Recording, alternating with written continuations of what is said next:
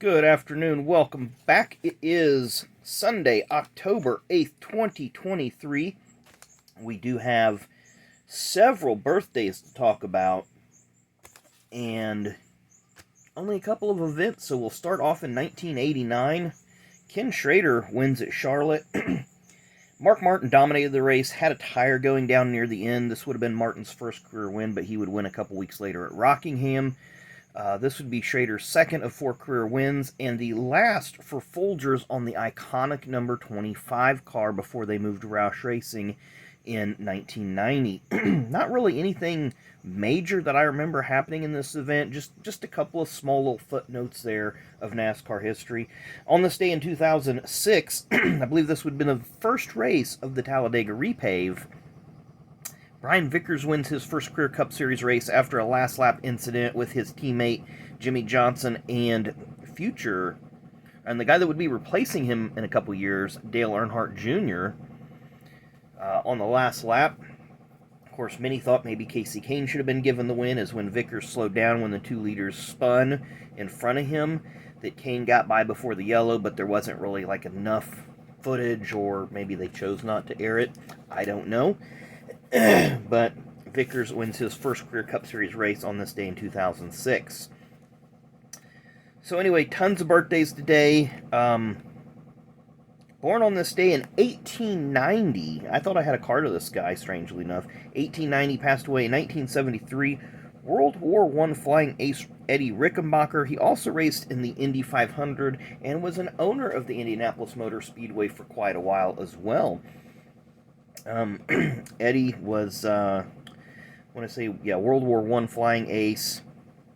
He was in one of the Valvoline sets that I've got, but I don't know where that set is, and I had some duplicate cards, but I thought I had some of him, but I do not. I know I got cards of this guy, but I don't know exactly where they're at. Born on this day in 1983, Mr. Travis Pastrana. Born on this day in 1984, raced a little bit in ARCA and maybe a little bit of trucks if I remember right, Craig Kinzer.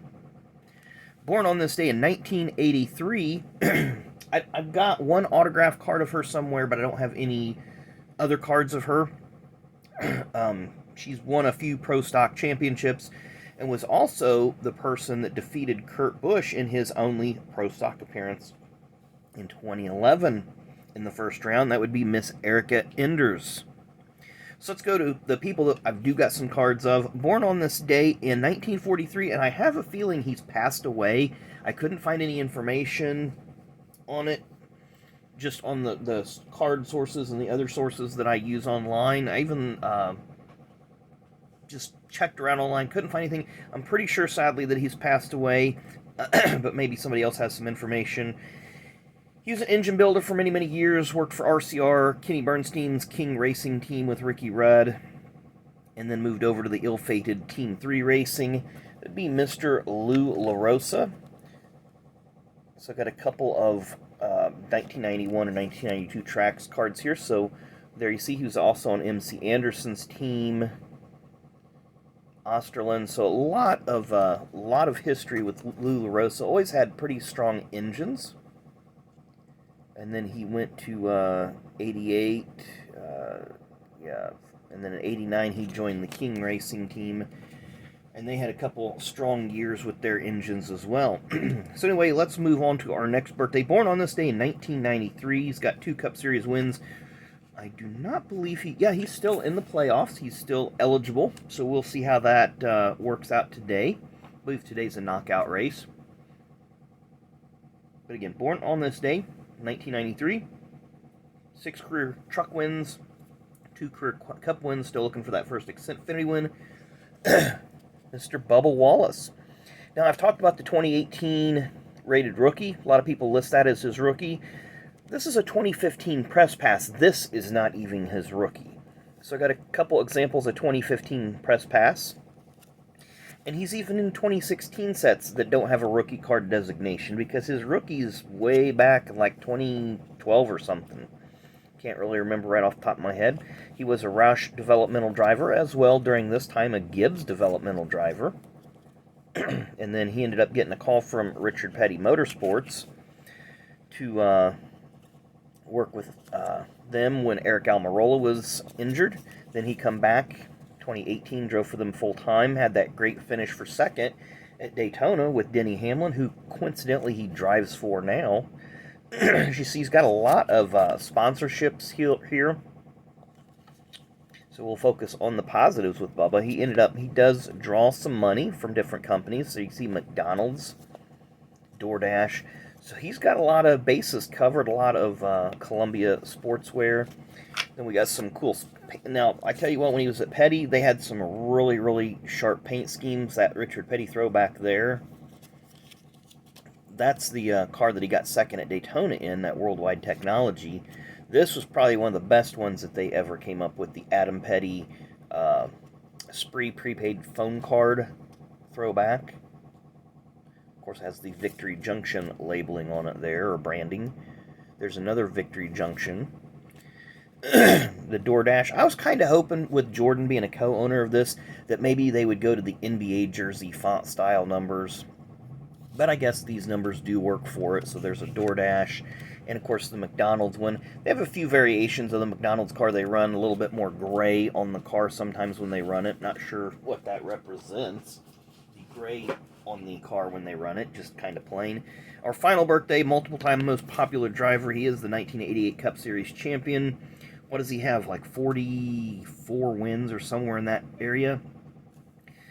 Born on this day in 1955. Mr. Bill Elliott. So I've got some of these cards out of order chronologically, but they fit the uniforms, and that's why I did it.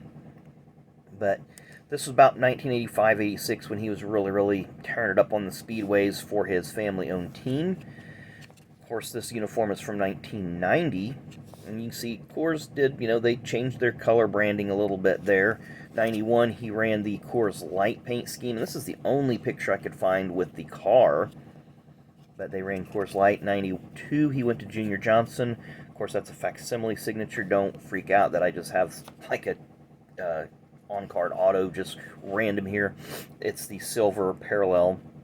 There's also a gold parallel to this series as well. But from 92 to 94, he ran with Junior Johnson. 95 to 2000, he ran his own team with McDonald's livery. You'll see a few different uniforms here. They had a promotion with Batman Forever, so that's kind of a cool looking card. Not a Batman fan, so I can't tell you much about it. This was the uniform that he ran about 2000. He went now big jump here, because you're like, whoa, where's the Dodge stuff? Well, for some reason, Evernham Dodge and Elliott were very, very protective of their marketing, and there's very little. So after he was done at Evernham, went to Wood Brothers for a little bit, and believe it or not, he actually raced a Chevy for Phoenix back in 2011 a little bit. And I think that kind of opened the door for Chase to get in a little. I mean, he already had a foot in the door, but nothing hurts. So there's a good look at the 1990 Coors Melling Ford. This was the pit crew competition in 1990. And one of the members, and I can't tell you which one, maybe this guy on the end, rear tire changer Mike Rich, would be killed just a couple of weeks after this photo was taken in an accident in Atlanta in the pits. There's a good look at the Junior Johnson Ford. That one ran 3 years with basically the same paint scheme. They just had a few different associate sponsors here and there. There's the initial McDonald's car that Bill ran for his team. Again, this is the same car, but I wanted to show you something. If you look at that roof number, how it's backwards, how it's flipped around, that was in the 95 Daytona 500. So go back and watch that race. Bill has the number flipped around the wrong way. Of course, there is a promotion for the Batman Forever, and there's the car that they ran to promote the movie. And if you see on the nose, do we show it on this car? Well, they don't show it on that car, but you can see on the nose how it says Thunderbird. Well, right here, like Kowicki did with the Underbird, they changed the nose valence to say Thunderbat, with blessing from Ford, of course. Back to the McDonald's Basic, you can see they started incorporating a little bit more white into it, and now they got a lot more white into it. And then again, another Thunderbat car. Pretty cool. Monopoly, McDonald's always famous for their Monopoly games. Kind of a nice little, you got the colors there with some of the Monopoly board, probably Boardwalk. One of the most popular ones, the Mac Tonight car. Jamie McMurray actually ran a throwback of this during his McDonald's days. And there was their Get Back with Big Mac. They ran this, I believe, in '98. I think that may have been the same paint scheme that Kenseth made his debut in at Dover. Then one of the last schemes he had for McDonald's was this one. And then, of course, we talked about the Motorcraft car, just kind of a plain red. And if that's something you notice, outside of 1991 with the blue Coors Light, quite literally every team Bill drove for was a red race car. The Coors was red, the Bud was red, McDonald's was red, Dodge Dealers was red, Motorcraft was red, and even James Finch unsponsored Phoenix Racing car was red. So I think that's kind of funny how outside of 1991, literally every car was red. So anyway, thanks again for watching. Sorry this has been a longer video. Just a lot to cover, and sometimes it takes a little bit longer. So enjoy the rest of your Sunday. Enjoy the race today. Should be a good one. Hit that like and subscribe button on your way out. Would really, really appreciate it. And we will see you tomorrow for Mailbag Monday.